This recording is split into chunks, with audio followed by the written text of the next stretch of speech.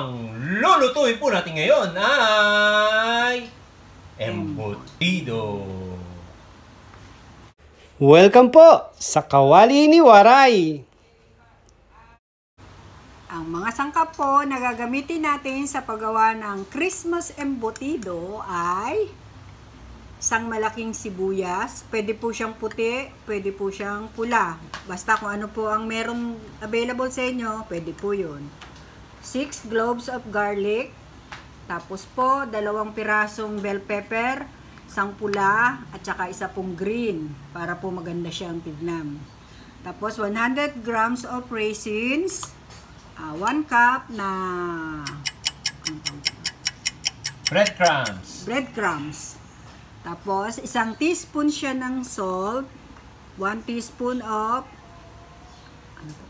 pamintang durog. Pamintang durog, yan.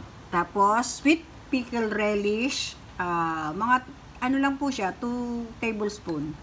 Tapos, 115 grams of tomato sauce, carrots, yung malaki na po siya. Tapos, iano po natin siya, ihiwain siya ng maliliit para mas maganda siyang pagkahinalo natin mas maayos. Tapos, lalagyan din po natin siya ng lumagpa sa keso. 3 pirasong itlog na hilaw. Tapos, lalagyan po natin siya ng kalahating grated na cheddar cheese. Tapos, ito pong itlog na nilaga, at saka po itong hotdog, optional lang po to. Kung gusto nyo pong lagyan, pwede. Kung ayaw nyo naman po, pwede din po. Ako po lalagyan ko kasi para maganda po siya pagka hiniwa. Tapos, kailangan din po natin ng aluminum foil. Para saan? Pambalot po ng gagawin natin embutido. At ang main ingredients po, pork giniling. 1 kilo po ito. 1 kilo. Okay. Na po, umpisa na po natin ang pagpiprepare. Ngayon po, paghahalo-haluin na natin ang mga sangkap para sa gagawin nating embutido. Lagay na po natin ang carrots. Yan. Ganda ng kulay ng carrots. Oh. Okay. Bell pepper.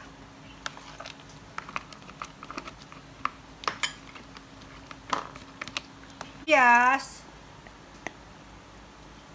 Bawang. So basically pag halo-haloin lang, no? Yeah. Lagyan na rin po natin ng asin, tsaka yung paminta.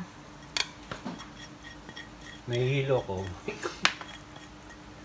Lagyan na rin po natin ng sweet pickles, relish. Ano pinandun? Pasas.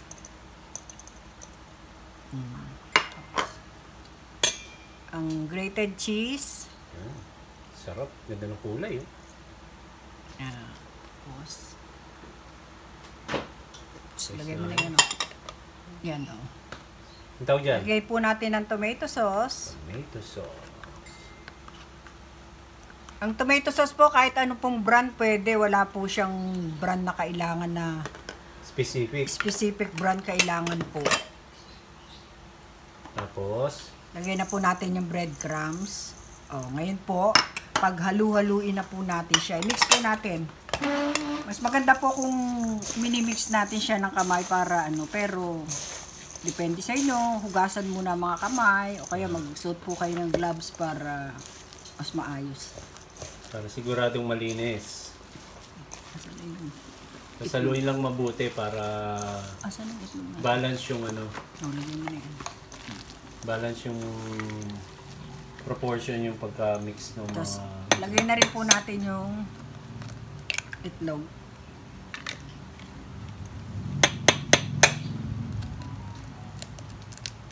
Yan. Gugas ka naman ng kamay, no? Oo naman. Yan. Health conscious ako. Ayan. Mix na po natin ng mabuti.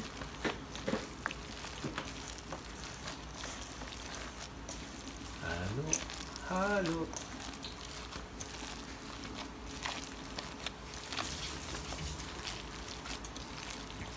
Sarap po. Kailangan po mix siyang mabuti. Maayos ang pagka-mix nyo. Pag di maayos ang pagka-mix, Yung iba kasi ibang lugar, mawawala ng lasa. Yung iba magiging maalat. yung iba walang Para ano pasas, siya? na?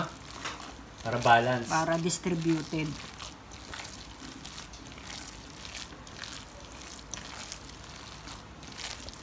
Ayan, ang dami na po. Dumami na siya. Yung halo na, oh.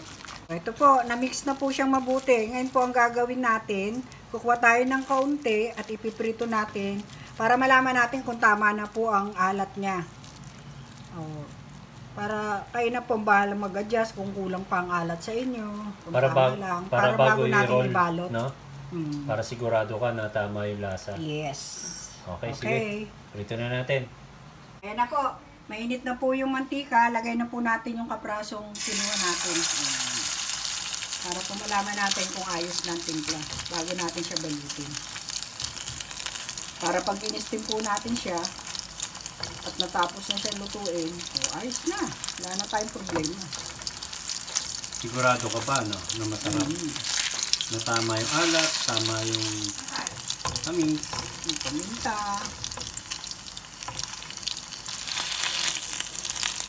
Magbabalot na po tayo ngayon ng embutido. Ganito lang po ang pagbabalot. Depende po sa inyo kung gaano kalalaki ang gusto nyong gawin, ha. Okay. Lalapad nyo lang po na ganyan. Tapos po, lalagyan nyo po ng hotdog. So, lagyan nyo ng itlog. Itlog, depende na rin sa kanila. Oo, depende po sa inyo kung gusto nyo. Kung gaano kalaki, kung gaano karami ilalagay nyo. Ayan. Tapos po, ganyanin nyo na siya. Ganyan po siya. Okay. Tapos, dahan-dahan nyo po siyang ilugin. Tapos, kunin nyo po yung dalawang dulo. Ito munang isa. Tapos, ikot nyo siya na ganyan. Tapos, ganyan nyo po siya para masiksik. Tapos, kunin nyo yung kabilang dulo. Yan. Perfect. Diba? Ganda na niya. Oh. Ayos. Okay. So habang tumatagal na sa pagbabalot, lalo mo na perfect yung pagkano, no? Yes. Okay. Yung pagka-ikot. Isa pa. Balot tayo ulit. Di ba may sinasabi ka tungkol sa sa giniling kanina? Ay, siya nga po pala. Yung giniling, huwag nyo po siyang huhugasan. Kasi po, pagka hinugasan nyo siya, magtutubig siya. Hayaan nyo lang po siya kung galing na siya sa grocery na pinagbilan nyo or sa market.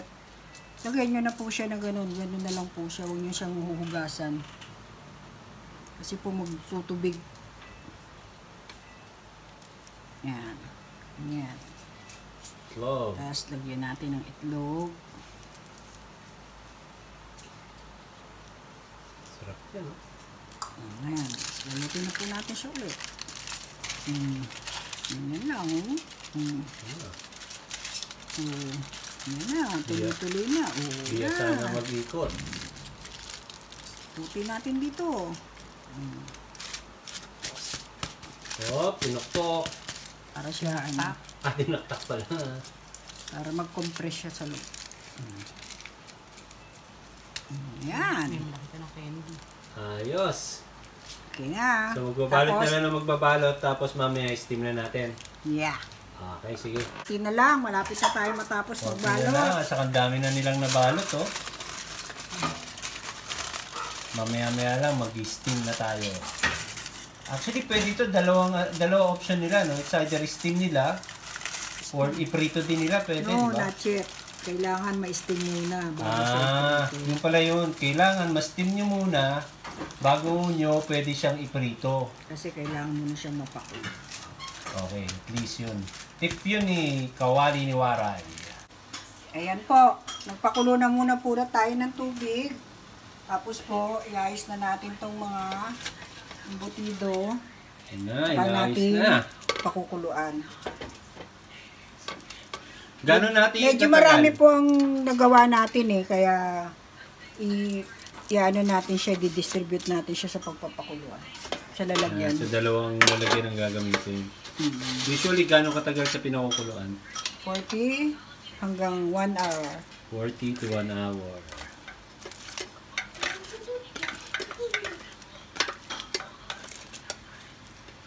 Ayos. Ano natin mabuti para pumasok lahat yung steam. Yan. Sasalang na po natin. Okay. Sasalang na po natin siya. Ayan. Sa malakas na apoy po 40 hanggang 1 hour. Okay, tiyan na natin. Hey Google! Set alarm for 1 hour. Kita nyo, may katulong pa ako. Si Google. Siya magsasabi kung luto na siya. Lupit ni Kawali ni Wara. May Google. Okay, see you after 1 hour. Ayan na po, hinango na po namin yung embutido. Luto na po siya. So, Kain na na!